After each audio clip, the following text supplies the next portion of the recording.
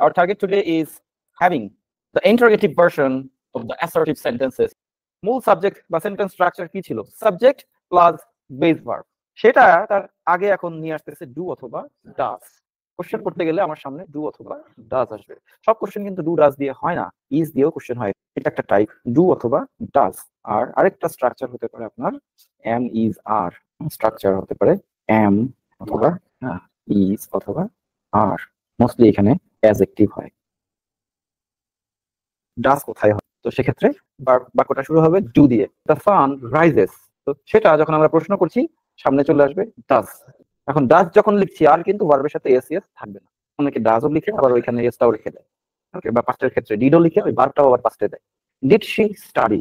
তো এই ডিডও লিখে আবার স্টাডিডও লিখে। শি স্টাডিড ইন লন্ডন, এটা ছিল মূল বাক্য। She studied in London. আমি যখন ডিড লিখছি তখন আর এটা পাস্টে থাকবে না,